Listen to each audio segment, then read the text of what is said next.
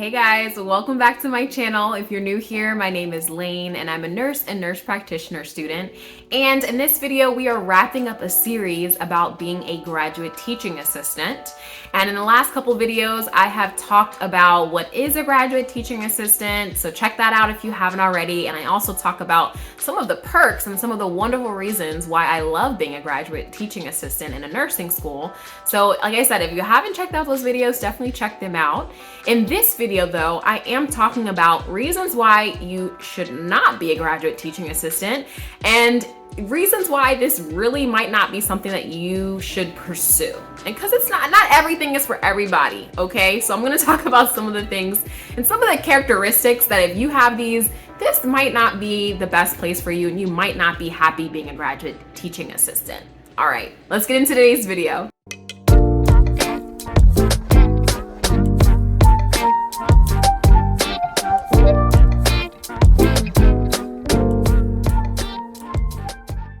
Okay guys, so let's be real. Like, being a graduate teaching assistant might not be for you if you know 100% that you don't like teaching, okay? I mean, if you already know that when the unit manager asks you to precept, you roll your eyes and you just cannot, it's like nails against a chalkboard, then being a graduate teaching assistant probably is not going to be the best place for you. Because if you're a graduate teaching assistant, you should have on some level some interest in teaching and some kind of skill in teaching as well. Because this is definitely something where you're doing a lot of the same things you would be doing as a preceptor. So if you already know that's not you, that's okay. This just probably isn't the best thing for you. Okay, so being a graduate teaching assistant also may not be for you if you're someone who tends to like routine and you don't like things to really change very quickly. I'll say that because as a graduate teaching assistant, whether you're working in the simulation lab or you're working in the courses, things just change. Like working in a nursing school, like you'll learn, like last minute stuff will get thrown at you and you just have to be flexible and kind of go with it. At my job, like it's a lot of stuff that I'll know at the beginning of the day is like things that we need to get done, but at the same time that list really might change by the end of the day. So if you're someone who gets kind of annoyed by that, that might not be the healthiest work environment for you, because at a nursing school things change all the time.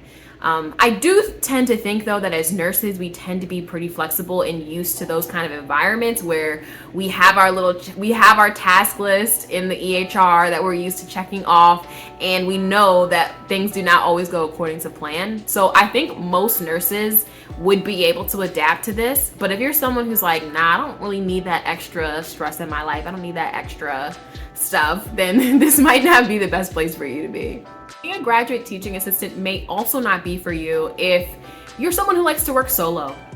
You really, if you're also working as a bedside nurse and you're like, yeah, I don't even really like being around people once I'm clocking out of my shift, then this might not be something that you also want to sign up for, because being a graduate teaching assistant, you do have to work with other people a lot. It's a lot of collaboration. But where I work in the simulation lab, we have a whole team of people that I have to interact with every single day to get their feedback. Everyone has a role, and it's a lot of working with students. It's a lot of people skills. So if you're someone who's like, yeah, no, I would rather just be on my computer all day and minimal interactions with other people, then I don't think being a graduate teaching assistant is probably going to be the best. Or I would talk to faculty about maybe being a course TA over being a simulation lab GTA, because I think in the simulation lab you definitely do deal with a lot more people versus in the courses it's mostly like you're working closely with a faculty, maybe a few other people, and you can like kind of do your work independently. But again, that will really depend upon the culture of your school and the different areas. So that's something to ask before you accept the position. How much am I working with other people? How much collaboration is there? What does the day look like?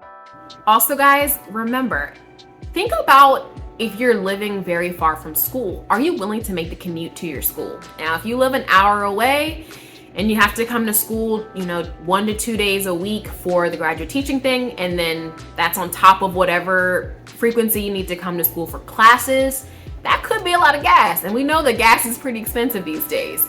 So it's something to think about. I think most of the graduate teaching assistants that I've seen who really like it live a little bit closer to their campus or their school location.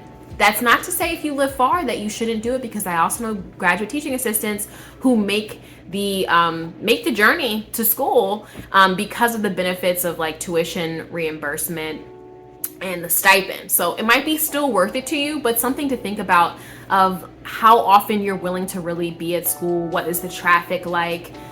Because that is something that can kind of grate at people's nerves. And last but not least, something to consider before being a graduate teaching assistant, and something that might make it not for you, is if you're still working full-time as a bedside nurse.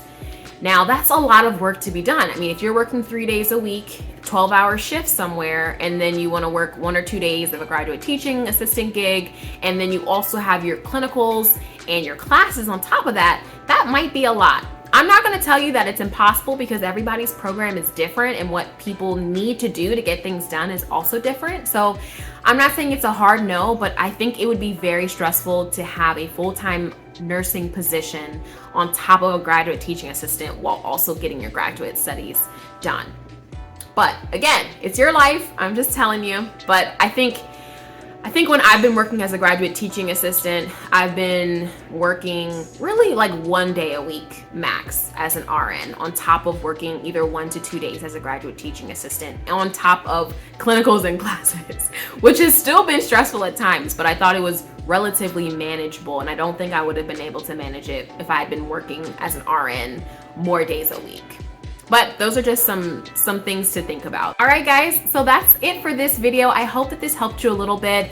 If this is you, these are definitely some things to think about if you're considering being a graduate teaching assistant. Definitely think about some of the things that I talked about pretty in-depthly to see what sacrifices you're able to make, or if you think it's still doable for you, because at the end of the day, like, no, even though like the benefits are good, no one wants you to be in a work environment that's not going to be healthy for you at the end of the day, and it's not going to, you know, allow you to have your best life. So these are just some things to think about. I'm not going to ever discourage someone completely from doing it, but at the same time, I think you should go in with your eyes open. Okay, well, if you like this video, I hope you give it a thumbs up, a thumbs up, and I hope that you comment below. Let me know what you like about it. Do you think that this is fair, that I'm saying certain things would probably be not great for you as being a graduate teaching assistant? And make sure that you subscribe to my channel, hit that little bell button so that you never miss a video, and I will see you in the next one. All right, guys, peace.